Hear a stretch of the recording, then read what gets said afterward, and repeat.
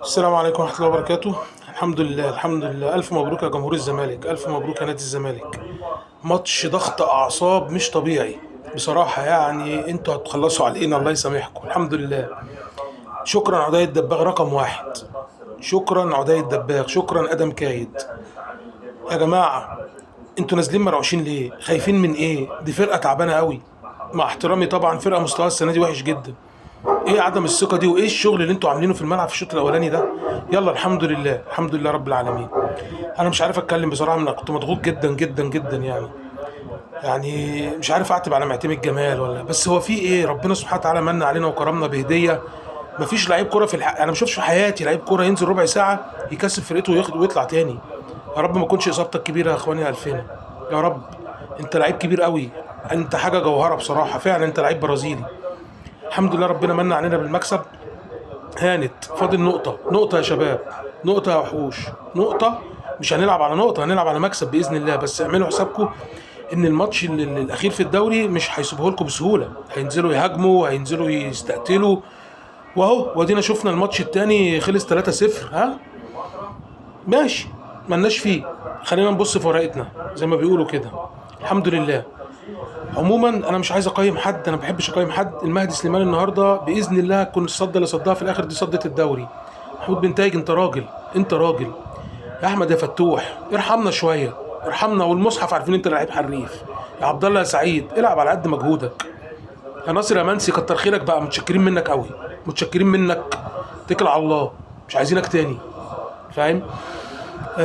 محمد ابراهيم انت كنت طالع حلو قوي النهارده، نازل خايف ليه؟ ليه؟ عصام عبد المجيد انا مش فاهمك، مش اكتر، مش هقول اكتر من كده، انا مش فاهمك. شحاته العب كورتك يا شحاته. ايه اللي حصل لك؟ انت كنت بادئ الموسم احسن لعيب في الزمالك، ماشي. انا فاكر لغايه دلوقتي اول الموسم لما قلت الجولدن بوي وجبت الجول من نص الملعب وانت كنت بادئ حلو قوي. ادم كايد انت راجل، انت راجل. عدي الدباغ انت راجل وابو الرجوله. شيكوبانزا نزل النهارده عمل خطوره بس بعد كده كسل.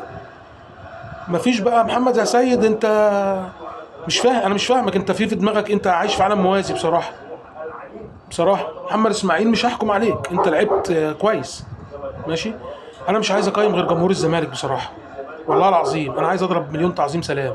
انا ما شفتش في حياتي ناس بالاخلاص ده، اقسم بالله انا ما شفت كده. يعني انا متهيألي لو المصريين كلهم عندهم الروح دي كان زماننا احنا دلوقتي مش الدوله الاولى في العالم، الدوله الاولى في المجرات الاخرى مش في الكواكب كمان. الحمد لله.